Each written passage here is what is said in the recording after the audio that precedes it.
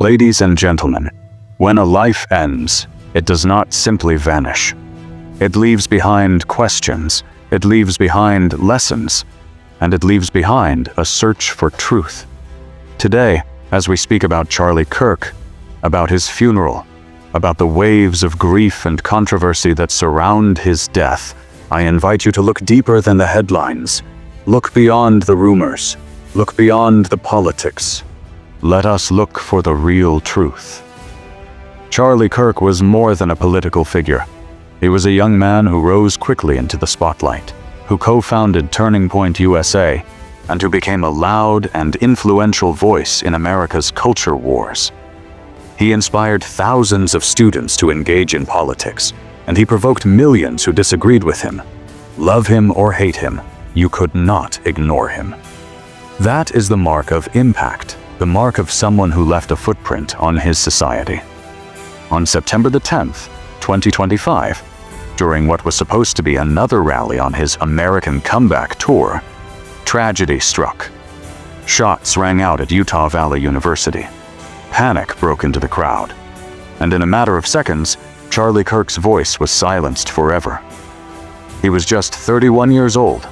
The suspect, Tyler Robinson, now faces charges of aggravated murder and more. But the fact remains, Charlie Kirk was gunned down in public, in front of a nation already divided, already boiling with tension. And so, less than 2 weeks later, America prepared for a funeral unlike most others. On September 21st, at the massive State Farm Stadium in Glendale, Arizona, tens of thousands gathered.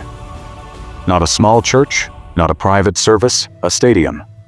People poured in, grieving, questioning, praying. The scale was compared to a Super Bowl. Security was compared to a presidential inauguration, and why? Because this was not only the burial of a man, it was the burial of a symbol. Leaders stood up to speak. Former President Donald Trump, Vice President J.D. Vance, cabinet officials, pastors, and of course his wife, Erica Kirk, all paid tribute. His friends remembered him as bold and fearless. His critics remembered him as controversial and combative. But the funeral, in that moment, forced both sides to see the same reality. Death does not ask what side you were on. But even in death, even in the solemnity of a funeral, the storm of rumors raged.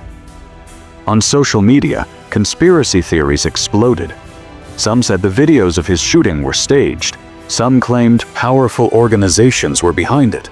Others pointed to rings on his fingers, or shadows in the footage, or supposed hidden motives. In an age where truth is fragile and facts are drowned by noise, Charlie Kirk's funeral became a battlefield not of bullets, but of narratives. And yet, here is the truth we must hold. Investigations are underway, evidence is being processed, and the suspect has been identified. That is fact. That is record.